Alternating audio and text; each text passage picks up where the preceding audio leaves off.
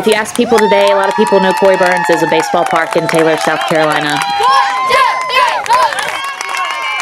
3, 4. There we go.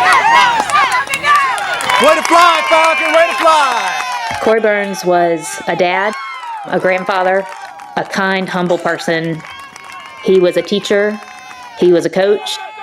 Believe it or not, he played soccer at Tusculum College. He was a soccer player, and he got his degree in elementary education. And so he was a teacher before we were born, and that's how he and my mom met. They were student teaching together, and so they moved to Greenville, and he then went into sales.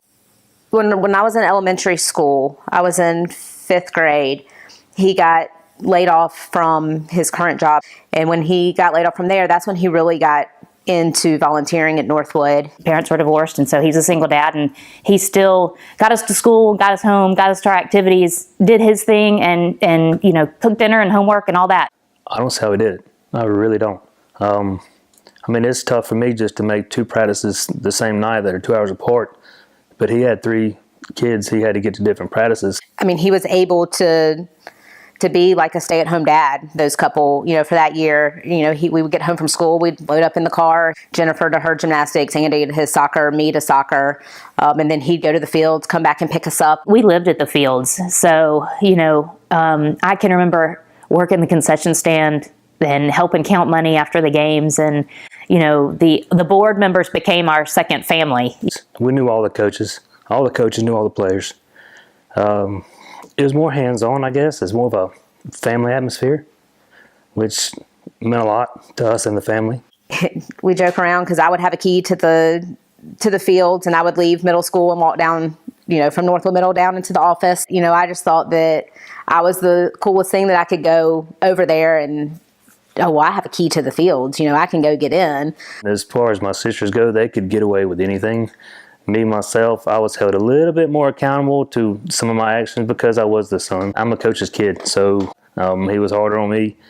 But he also gave me a little bit of leniency when it came to it. I got a little leniency from doing homework sometimes because we would be at the field so much. And he would come in after work, and he'd sit over there in the corner and eat his Chick-fil-A sandwich or a slice of pizza, and he would turn into Coy Burns Northwood. He ended up in sales after being, you know, in education, but I think that his love for children stemmed from there, and obviously his love for sports, and when you combine those, you get Little League. Come on, Cooper! Everything that he did, it revolved around Northwood. He took it from a rundown program.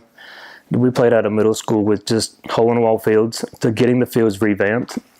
He always took pride in making sure the fields were in top notch and all the fields were lined the way they're supposed to be. One of his favorite things to do was to chalk the fields.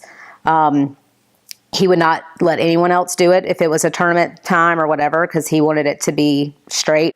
I think that's what he really thrived upon, was the community getting together to watch all these kids grow up and play the game they love. If it was a tournament team that made it, you know, to states or to regionals or wherever, he was going with that team. Dad collected all the pins, kind of like the boys do, and he brought them all back and put them on washcloths. He loved baseball so much that's, even though he played soccer, his love was there and being able to affect those kids. They'd always do the parades, come in, and they'd line all the kids up through the fields and then introduce them. And this one year, he ended up having a paratrooper jump out of a plane, and you'd see him coming, and he actually landed in center field and brought the ceremonial ball out to throw the first pitch.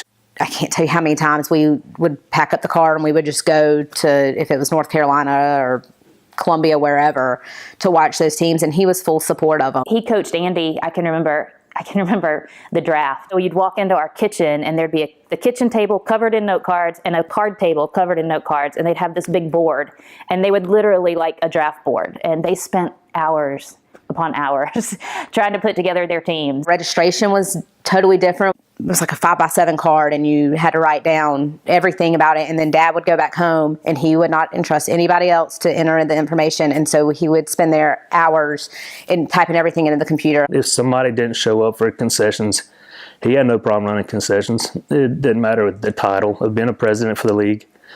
He'd be grounds crew.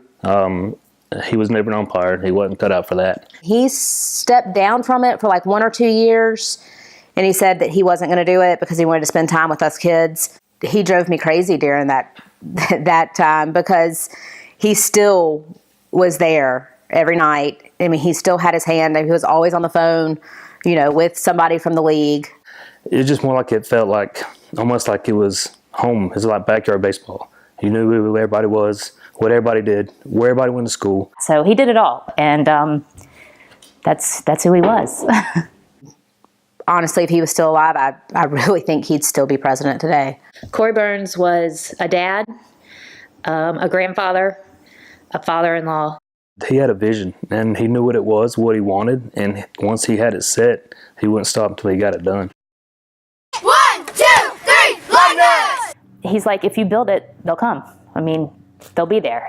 I mean, I remember him back when I was in middle school talking about buying the land for the fields, because he knew that they were outgrowing the middle school. I got a phone call from, I think it was Pat Fitzsimmons, who was the current president.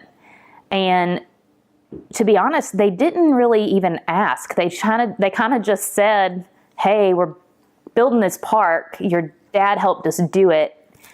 We want to name it after him. I think it was just a group of guys who he touched and who knew his vision and his dream. And the one way to carry that on was to attach his name to it. He wanted it to be great. And he had a vision for it, and his vision is sitting at Corey Burns Fields right now. I mean, he went from one little concession stand where you couldn't see every game played to where Northwood now has this tower you can go and watch every single game. If he drove up now, he'd be like, wow, this is awesome. It's just what I thought. I wish it was a little bit bigger, and I think he'd step in and try to do whatever he could to make it bigger again, just because that's what he set his mind to something and he'd do it. One day when my kids are older, to be able to take them there and show them, hey, this is the park named after your grandfather. This is his love. This is what he did. I think that'll be pretty special. I still am friends with people I played with. My kids grow up with their kids.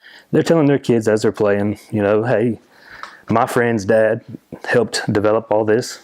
I can remember when my kids, we first enrolled them and put them on, and it was an emotional time to go to that field and have them play the first time. I've been told you don't have to make every practice. When they're young, they're not going to remember. But I make it an obligation to make the practices. I just think, not just for them to remember it. They might not ever remember me being there. But for me, just knowing that I was there for them, the way he was for me, I think he did instill a lot of that in me. You can keep those, Andy. That's you. Holy cow. He's throwing with you at the fields. Yeah, he would much rather the focus have been on the kids. We might not have had a lot growing up, but we never went without, and he made sure that we had everything that we needed to be able to succeed and to be able to live life and be happy. I knew I was carrying on a tradition, and that's what I wanted, and that's what I want for them. I want them to be able to experience what we did as kids. And having that little league and having that community support and love you, that's what I wanted, and I want them to love the game because I love it. I guess the value of showing that he cared for everything just lets you know that you were loved.